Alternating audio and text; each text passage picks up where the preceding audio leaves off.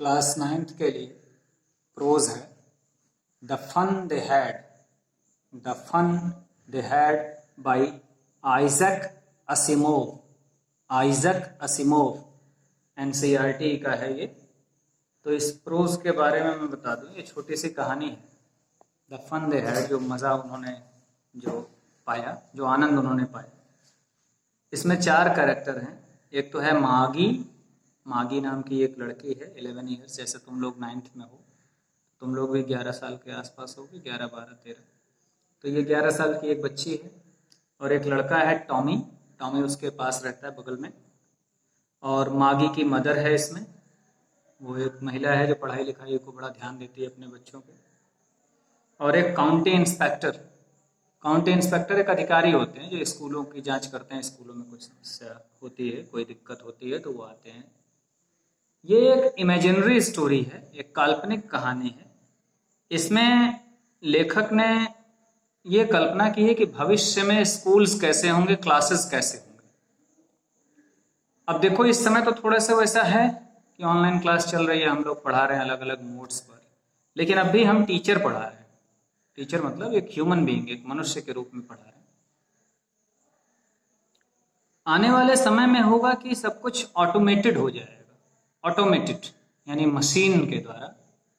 तुम लोग गांव के बच्चे हो, ज़्यादातर तो नहीं समझ पाओगे। बड़े स्कूलों में या जो महंगे स्कूलों में जो बच्चे हैं तो ऐसे नहीं लिखते इस तरह, ब्लैक बोर्ड पे हम जाएँ लिखें एक एक अक्षर फिर मिटाएं।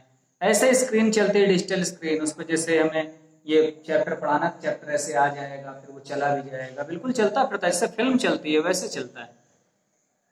और टेक्नोलॉजी आगे आएगी तो जैसे मान लो तुम्हें ये पढ़ना है कि जैसे मागी है, या मान लो तुमको एप्पल ही पढ़ना है तो 3D भी आ सकता है। तुम्हें लगेगा एप्पल ऐसे तुम्हारे सामने आ गया ऐसे, और बिल्कुल एप्पल जैसा दिखेगा असली।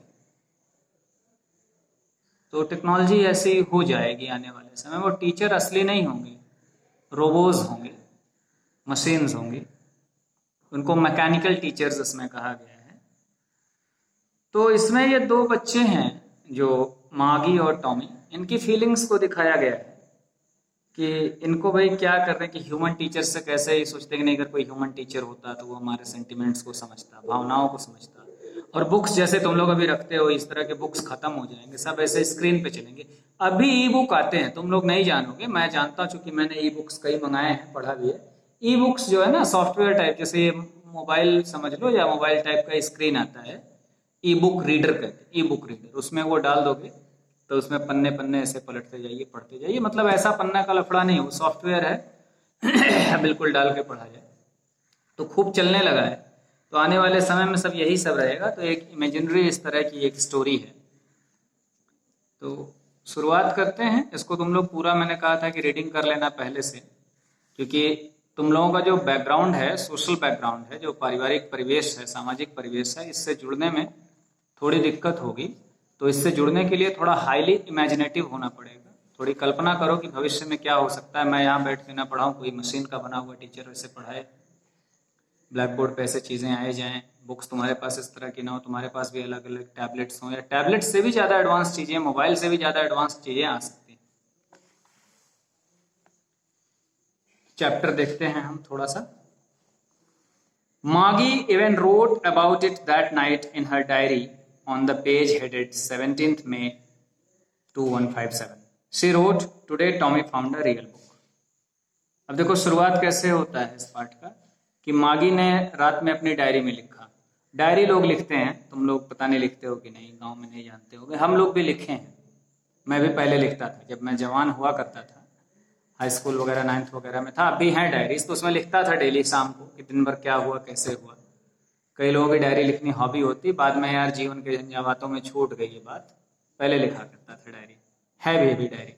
क्या क्या किया, स्कूल में क्या हुआ, बाहर क्या हुआ, क्या खेले कूदे, क्या पिट गए। तब हम लोग पिटते भी बहुत थे। माँ बाप तो पीटते ही थे, टीचर पीटते ही थे, अगर कोई कमी दिखती थी तो पड़ोसी भी पीट देते थे। तब इतना अधिकार हुआ करता था, अब की तरह समय नहीं था। तो उस मागी अक्सर, अच्छा पढ़े लिखे लोग अक्सर लिखते हैं डायरीज, अच्छे लोग, बुद्धिजीवी लोग डायरीज लिखते हैं। वो काफ़ी बड़े लोग भी लिखते हैं, ऐसा नहीं कि बचपन में ही। मैंने डायरीज लिखी, काफ़ी लंबे समय तक लिखा। तो डेली लिखने की आदत छूट भी गई, तो बाद में भी लिखता रहा, कभी कभार लिखता रहा, कुछ स्पेशल बात आई तो लिखता रहा। तो डायरीज एक डॉक्यूमेंट होती है, बाद में उसमें से कई चीज़ें मिलती हैं, आदमी बाद में जान सकता है। ढेर सारे राइटर्स हैं, उनकी डायरीज छपी हैं, ढेर सारे लीडर्स हैं, उनकी डायरीज छपी हैं बुक शेप में, किताब बन के। और देखो डेट क्या है, 17 मई 2157। अभी क्या चल रहा है, 2020, ठीक है। ये 2157, लगभग 150 साल बाद फ्यूचर। इमेजिन करो 150 साल के बाद कितनी टेक्नोलॉजी आगे होगी। तुम लोग इसी समय इमेजिन करो कि ऑनलाइन पढ़ रहे हो, बस ये है कि बुक्स भी हैं तुम्हारे पास, टीचर अभी मनुष्य हैं, हम लोग पढ़ा रहे हैं। 150 सालों के बाद पता नहीं क्या हो जाएगा। तो उस समय इसने लिखा, और क्या लिखा, today Tommy found the real book. आज टॉमी को एक असली पुस्तक मिली। रियल बुक, असली पुस्तक, वैसी पुस्तक जैसे तुम लोगों के पास है। तो उस समय जब ये बात हो रही है, तब असली पुस्तक इस तरह की होनी बंद हो चुकी होंगी, सब सॉफ्टवेयर में पुस्तकें पाई जाएंगी। अब उसके बाद आगे लिखते, it was a very old book.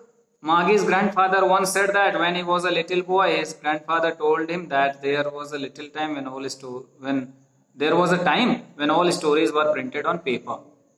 तो लिखते, वो एक बहुत पुरानी बुक थी, बड़ी पुरानी पुस्तक थी। और मागी के ग्रैंडफादर ने एक बार कहा था कि जब वो छोटे बच्चे थे, तो हिज ग्रैंडफादर यानी उस दादा के भी दादा ने बताया था, there was a time when all stories were printed on the paper. तो सारी कहानियां पेपर पे छपी होती थी, जैसे तुम लोगों के पास अभी पुस्तक है। तब सोचो कि मागी के दादा ने बताया था कि जब वो छोटे थे तो उनके दादा ने बताया था उनको। तो समझ ही सक रहे हो, 150 साल का समय। मागी 11 साल की, तो उसके दादा बुढ़े होंगे 60-70 साल के, और उनके दादा 60-70 साल पहले मरे होंगे। तो ये देखो कितना सटीक टाइम चल रहा है कि 4-4 पीढ़ियों का डिफरेंस, 5-5 पीढ़ियों का डिफरेंस। इमेजिन करो। तो वो बताए थे कि भाई पहले स्टोरीज जो तुम लोग अब सुनते हो, पढ़ते हो, देखते हो, पहले ये रियल होती थी, ऐसे प्रिंट होते थे रियल पेजेस में। They turn the pages which were yellow and crinkly. वो पन्ने पलटे, तो पन्ने कैसे हो गए थे, येलो हो चुके थे, ओल्ड थे इसलिए येलो, एंड क्रिंकली मतलब उसमें काफी मोड़ वगैरह आ गए थे, जगह जगह उसमें सिलवटें पड़ गई थी। And it was awfully funny to read words that stood still instead of moving the way they were supposed to on a screen, you know। और ये वर्ड्स पढ़ने के बाद भी वहीं के वहीं थे उस पुस्तक में, जबकि क्या कल्पना करते हुए स्क्रीन पे वर्ड्स चलते रहते हैं अब तो। अब मैं अब की बात करूंगा इस चैप्टर को पढ़ाते समय, तो अब का मतलब ये 2157 समझ लेना, ये मत समझना अब का मतलब। अब ये तो बीत गया ना, 150 साल पहले की बात। तो बता रहे हैं अब कैसे होते हैं शब्द, शब्द भाई स्थिर नहीं रहते, हम पढ़ते जाते हैं, वो आगे उड़ते जाते हैं, चलते जाते हैं, वो आगे बढ़ते रहते हैं अपने आप, ऑटोमेटेड। तो कह रहे नहीं वो वहीं थे, तो ये बड़ा अच्छा था। And then when they turned back to the page before, it had the same words on it that it had when they read it the first time. और पढ़ के अगर पन्ना पलट दिया तब भी वो वर्ड वहीं थे जहां वो है पहले बार पढ़ा था तब भी। अब ऐसा नहीं होता, अब तो बस आगे चले गए तो वो खत्म हो गया, वो दिखेगा ही नहीं। गी सेड टॉमी। अब गी एक वर्ड है, ये भी पता नहीं हो सकता है ये ऐसे भी कोई एक्सप्लेनेटरी वर्ड हो, और या मुझको लगता है मागी को वो गी बुला रहा है करके, दोनों हो सकता है। Said Tommy, what a waste! क्या बर्बाद है ये। When you are through with the book, you just throw it away, I guess। मुझको लगता है जब ये पूरी किताब पढ़ लोगी तो फेंक दोगी। Our television screen must have had a million books on it, and it is good for plenty more। हमारा जो टेलीविजन का स्क्रीन है इस पे मिलियंस यानी 10 लाख, 10 लाख से भी ज्यादा बुक्स हैं इस पे, और ये और ज्यादा है और बड़ा अच्छा है। I won't throw it away। लेकिन फिर भी मैं इसको फेंकूंगा नहीं। तो वो मागी को कहता है कि शायद ये पुस्तक पढ़ लोगी तो फेंक दोगी, हमारे टेलीविजन स्क्रीन में तो भाई कई लाख पुस्तकें हैं, लेकिन फिर भी ये बुक इतना अच्छा है कि मैं इसको फेंकूंगा नहीं। सेम विद माइन सेड मागी। मागी ने कहा मेरे साथ भी ऐसा ही मामला है, मैं भी ऐसा ही सोचती हूँ कि इसे फेंकूंगी नहीं। She was 11 and hadn't seen as many textbooks as Tommy had। वो 11 में थी तो उतने टेक्स्ट बुक उसने नहीं देखे थे जितने टॉमी देखे थे। टॉमी 13 ईयर्स का है, तो थोड़ा उससे ज्यादा पुस्तकें देखी हैं, तो उसने बुक्स कम पाला पड़ा है। He was 13, she said। वो 13 साल का था। तो मागी ने कहा Where did you find it? मिला कहाँ से? In my house, he pointed without looking because he was busy reading in the attic। वो पढ़ रहा था तो उसकी ओर देखा नहीं और बताया ऐसे इशारा करके कि घर में ही मिला, एटिक पर। एटिक मतलब अलमारी वगैरह, टाण वगैरह टाइप का बना रहता है घरों में, तो वहां से मिला। What's it about? तो मागी पूछती अच्छा ये पुस्तक किस चीज के बारे में है, तो वो पढ़ते पढ़ते ही जवाब दे रहा है स्कूल, यानी वो पढ़ने में जुटा हुआ है, तो देखो ना उसकी ओर देख रहा है पढ़ते हुए स्कूल यानी विद्यालय के बारे में। मागी वॉज स्कोनफुल, स्कूल। अब मागी के मन में घृणा आ गई, कहती school, what's there to write about school, I hate school. School के बारे में लिखने की क्या बात है, मुझे तो स्कूल से बिल्कुल घृणा है। मागी always hated school but now she hated it more than ever. मागी को हमेशा स्कूल से घृणा थी, लेकिन अब इस समय तो स्कूल से उसको बड़ी घृणा थी। The mechanical teacher had been giving her test after test in geography and she had been doing worse and worse. तो जो मैकेनिकल टीचर वहां थे, मैकेनिकल टीचर यानी हम जैसे मनुष्य नहीं, मशीन वाले टीचर, वो बार बार उसको जियोग्राफी में असाइनमेंट दे रहा था, काम दे रहा था, और मागी का सुधार नहीं हो रहा था, वो बार बार और बुरा करती जा रही थी। Until her mother had shaken her head sorrowfully and sent the county inspector. तो माँ ने जब एकदम देख लिया कि स्थिति बहुत बिगड़ती जा रही है, तो उन्होंने अपना सिर हिलाया और समझा उदास होकर, और बुला लिया काउंटी इंस्पेक्टर को, जो जांच पड़ताल, जो मैकेनिकल टीचर थे या जो पढ़ाई के मटेरियल स्क्रीन थे उसमें कोई गड़बड़ी हो, तो इसलिए काउंटी इंस्पेक्टर को उन्होंने बुलाया कि कुछ गड़बड़ है। He was a round little man with a red face and a whole box of tools with dials and wires. He smiled at Maggie and gave her an apple, then took the teacher apart. Maggie had hoped he wouldn't know how to put it together again, but he knew how all right, and after an hour or so, there it was again, large and black and ugly, with a big screen on which all the lessons were shown and the questions were asked. And that wasn't so bad. The part Maggie hated most was the slot where she had to put homework and test papers. She always had to write them out in a punch code they made her learn when she was 6 years old, and the mechanical teacher calculated the marks in no time. तो जो county inspector आया, he was a round man with red face.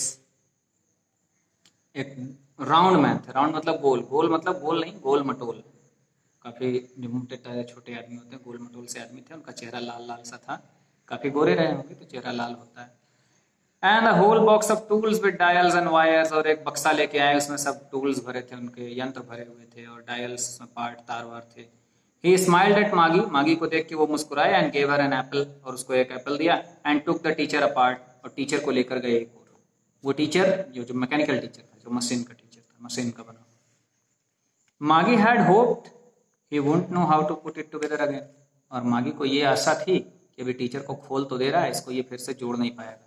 यानी वो teacher जो थे machine के बने हुए, तो उसको पूरा ये खोल तो रहा है, लेकिन ये बना नहीं पाएगा। बच्ची थी, उसको लग रहा था इतना जटिल होता है, एक पुर्जा पुर्जा अलग कर रहा है, ये बना नहीं पाए।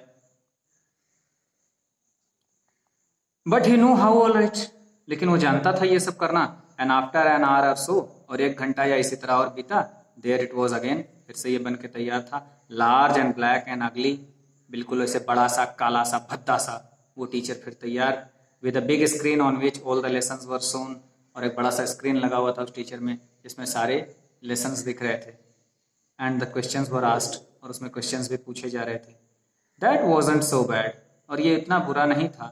The part Maggie hated most was the slot where she had to put homework and test papers, तो उसको सबसे ज्यादा चिढ़ उस हिस्से से होती थी कि जब चैप्टर के बाद टेस्ट होता था और क्वेश्चंस पूछे जाते थे और उसको उत्तर देना पड़ता था। She always had to write them out in a punch code they made her learn when she was 6 years old। तो एक पंच कोड होता था एक विशेष प्रकार का, जब 6 साल की थी तभी सिखा दिया गया था, क्योंकि इस तरह लिखने का भी सिस्टम खत्म हो जाएगा, पेन से लिखना, कॉपी पे लिखना सब खत्म है इस समय ये आधुनिक युग में। तो उसको लिखना सिखा, इस तरह वो लिखती थी, और mechanical teacher calculated the marks in no time, और तुरंत समय नहीं लगता था, जैसे वो लिख के रुक रही वैसे तुरंत वो पूरा नंबर जोड़ के बता देता था मुझे। यहाँ तक, तो यहाँ तक रखते हैं, इसको आगे भी पूरा पढ़ लेना, फिर इसको 2 पार्ट में और करके ये चैप्टर हम खत्म करेंगे। धन्यवाद।